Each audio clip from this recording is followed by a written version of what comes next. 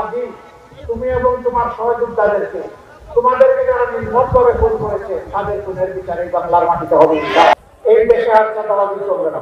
দুর্নীতির গাছের পাতা ধরে কান দেবো না, মাথার পাশে যে কান আছে সেই কান ধরে কান। ওই বিচারকে মাটির সাথে মিশিয়ে দিতে চাই, চুরমার করে। বাংলাদেশ ৫২ বছরের বেইনসাফিতে ভরে গেছে, যার কারণে ভয়াবহ ইতিহাসে হলেও এবারকার নির্বাচনের সুযোগ পায় নয় করা। বিচারের নামে আর কি বলবো, এখানে বলার কিছু নেই। গরিব মানুষের জন্য কোনো বিচার নেই, মেয়েরা বর্বরিতার কোনো বিচার নেই, নির্যাতিত মা বোনের কোনো বিচার নেই, নির্যাতিত শিশুর জন্য কোনো বিচার নেই। বিচার পকেটের টাকা কিংবা গায়ের জুড়ে প্রভাবিত হয়। ওই বিচারকে মাটির সাথে মিশিয়ে দিতে চাই, চুরমার করে। সেই বিচার আমরা এখানে কায়েম করতে চাই, যে বিচার কায়েম করার কথা আল্লাহ তাআলা বলেছেন। এই ব্যাপারে কোনো কম্প্রোমাইজ নাই, টলারেন্স জিরো। এখানে কারোর সাথে কোনো আপোষ নাই।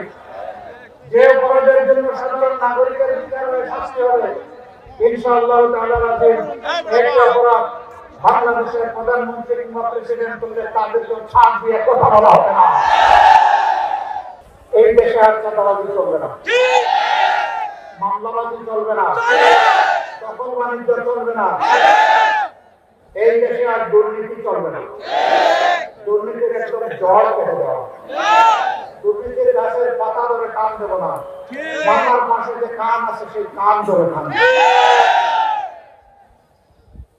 বাংলাদেশ থেকে দুর্নীতির মাধ্যমে কমপক্ষে ২৮ লক্ষ কোটি টাকা যেটা বিদেশে পাচার করা হয়েছে। এই টাকা আপনাদের সবার, মানুষের এই টাকা ফিরিয়ে আনার জন্য লড়াই শুরু হবে। প্রয়োজনে ওদের মুখের ভিতর দিয়ে পেট পর্যন্ত হাত ঢুকায় বের করে আনা হবে। সম্মানিত ভাইরা, যুবক সমাজ, তোমাদের কাছে আমরা ঋণী। তোমরা বুক থেকে যুদ্ধ করে আজকে এই সব ডিসিশনে দিয়েছো।